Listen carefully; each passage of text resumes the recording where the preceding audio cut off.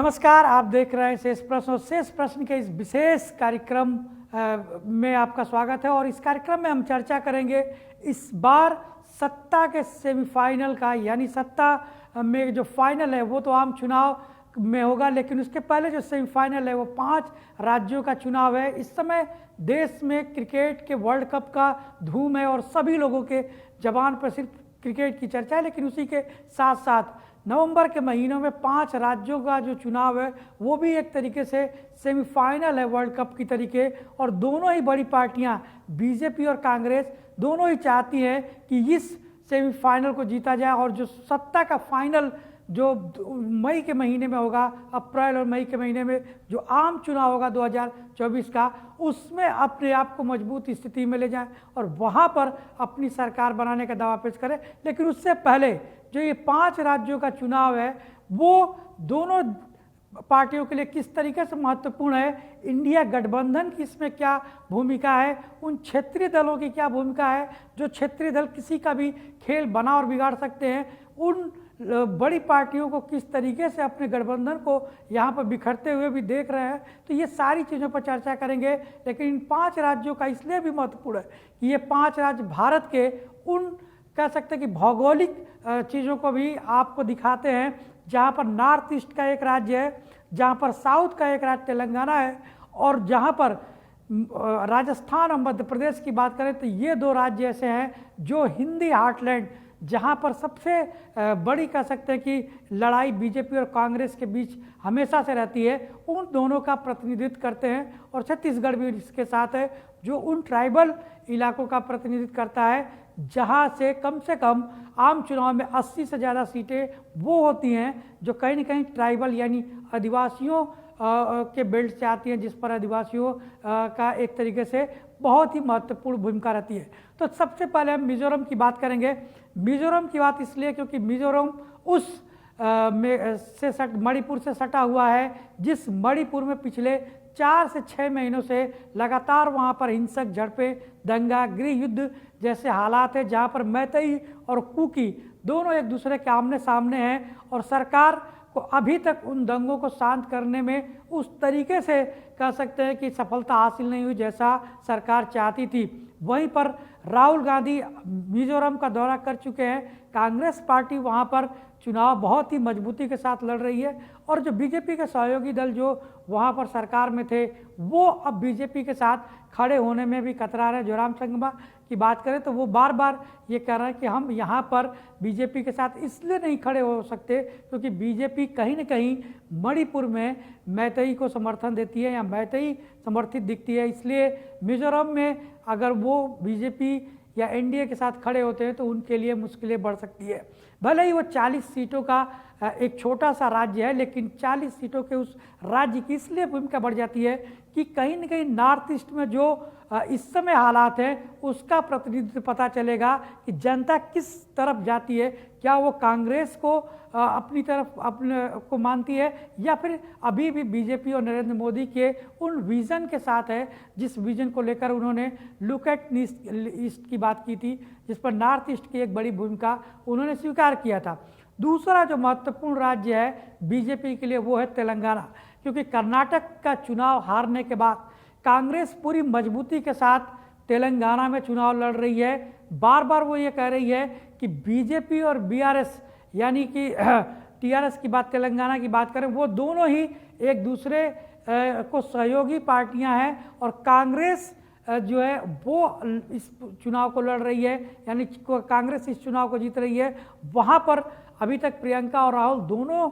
लोग जाकर अपनी चुनावी सभाओं को संबोधित कर चुके हैं। और टीआरएस की बात करें तो टीआरएस लंबे समय से वहाँ पर शासन कर रहे हैं, लगभग जब से तेलंगाना बना है तब से टीआरएस वहाँ पर शासन में है और एक बड़ी लंबे समय तक शासन में रहने के बाद एक कह सकते हैं कि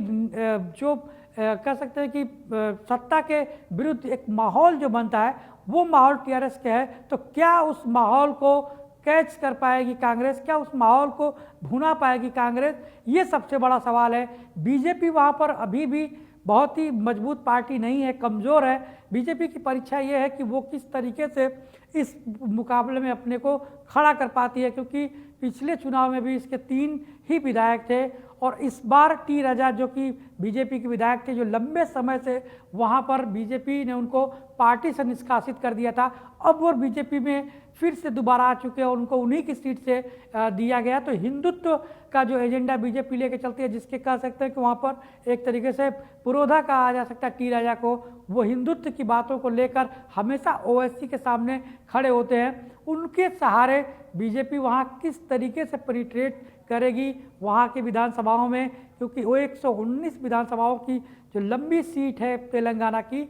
वहाँ पर चुनाव बहुत ही कह सकते हैं कि लड़ना बीजेपी के लिए हमेशा से मुश्किल रहा है। लेकिन इस बार वहाँ का चुनाव कांग्रेस और टीआरएस के बीच दिखाई दे रहा है, और कांग्रेस अगर वहाँ का चुनाव जीतती है तो कांग्रेस के लिए इसलिए बड़ी बात होगी क्योंकि हिमाचल प्रदेश और कर्नाटक के बाद फिर तेलंगाना की जीत उसके लिए एक बहुत बड़ा ऑक्सीजन का काम करेगा। छत्तीसगढ़ की बात करें तो छत्तीसगढ़ में कांग्रेस की सरकार है और कांग्रेस के जो मुख्यमंत्री है भूपेश बघेल, उनको देखें तो इस बार वो काफ़ी एज में दिखाई दे रहे थे और ऐसा लग रहा था, शुरुआती एग्जिट पोलों की बात करें तो वहाँ पर ऐसा लग रहा था कि वो क्लीन स्वीप कर देंगे इस बार भी चुनाव में। लेकिन जैसे जैसे चुनाव नज़दीक आया, अमित शाह ने एक इस तरीके का कह सकते हैं कि रणनीति तैयार की जहाँ पर उन्होंने सांसदों को टिकट दिया और वहाँ पर उतार दिया, उन बड़े चेहरों को उतारा जिन बड़े चेहरों को कह सकते हैं कि दिल्ली में वो बैठे हुए थे जो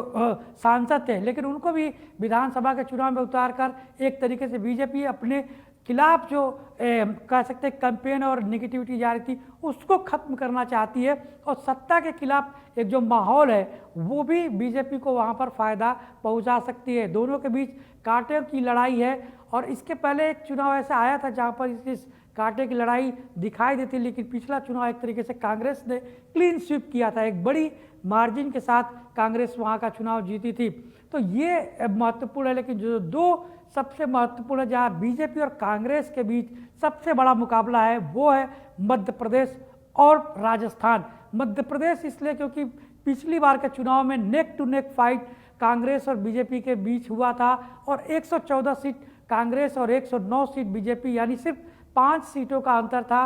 अगर आप देखें तो 43 ऐसी सीटें थी जहां पर 2% के मार्जिन से चुनाव हारा या जीता गया था, यानी 43 वो विधानसभा सीट थी जहां पर पार्टी 2% से या तो जीत गई थी या दूसरी पार्टी वो सीट हार गई थी। उन पर थोड़ा सा भी अगर आप देखें तो अगर किसी